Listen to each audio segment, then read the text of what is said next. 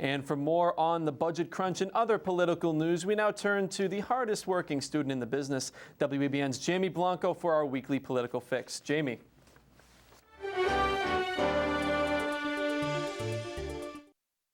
Thanks, Dave. Good evening and welcome to Political Pulse Live and our final show. I'm Jamie Blanco. From Beacon Hill to Capitol Hill, lawmakers are being forced to tighten their belts. And for the first time in his presidency, Barack Obama called together his entire cabinet. His challenge to the heads of every agency in Washington: to cut a total of $100 million in the next 90 days. It's a challenge to slash wasteful internal spending. The president hopes the cuts will help earn the confidence of the American people. Still, some critics say that cutting $100 million is not enough. Meanwhile, the House and Senate are back from recess. They must now reconcile the two versions of the president's $3.6 trillion budget. And as we told you last week, April 15th was the national deadline to file your taxes on time, but thousands of angry citizens across the country spent their tax days like it was 1773. And for more on this Tea Party cabal, we go to WEBN's Katie Lanigan.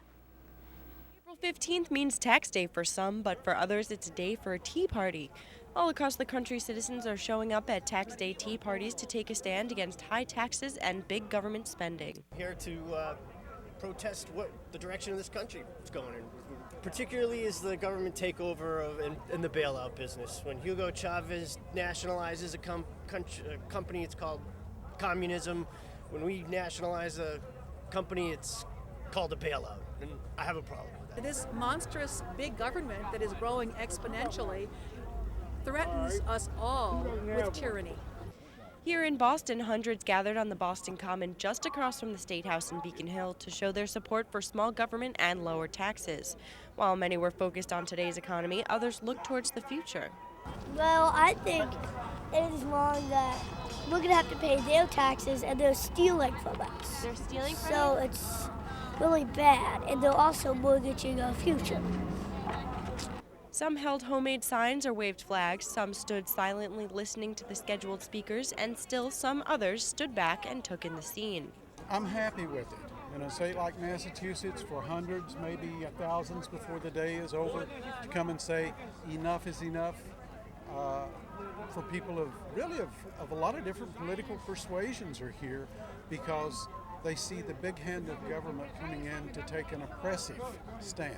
People gathering here on Boston Common for the April 15th Tax Day Tea Party all come from a wide variety of political beliefs, and many have different agendas. However, they are all here to get their voices heard from local and federal government. You know, I think anytime people get out and speak, that's what America's all about. That's what being a patriot's about. Taking some action when you think you should. Reporting from Boston, I'm Katie Lanigan for WEBN News. And here in Boston, the mayoral race is officially underway. 16-year incumbent Thomas Menino officially threw his hat in yesterday.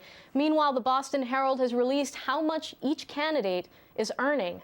City councilor and lawyer Michael Flaherty comes out on top, his salary coming in at over $200,000. Mayor Menino comes in behind him, earning $175,000 a year. Then comes City Councilor Sam Yoon, who earns just under $88,000. And finally, contractor Kevin McRae lists his combined income with his wife at $53,000. Now, out of all of the candidates, Mayor Menino reports donating the most to charity. And a land deal in Roxbury goes sour yet again, and the builders are blaming Mayor Menino. A minority-led developer lost its contract to build on a vacant 8-acre piece of land called Parcel 3. Team leaders say Menino put the brakes on the deal when they cut project leader and Menino friend John Kavanaugh. But the mayor and city officials say it halted the deal after waiting more than a year for signs of progress and getting none. This is the latest misadventure for Parcel 3. Vacant for years, it played host to a short-lived jazz club, an ill-conceived supermarket, and a proposed professional soccer stadium that never played out. And that's it for this week's edition of Political Pulse. A big thanks to producer Katie Lanigan and everyone here at WEBN. I'm Jamie Blanco. Back to you guys at the desk. Thanks a lot, Jamie.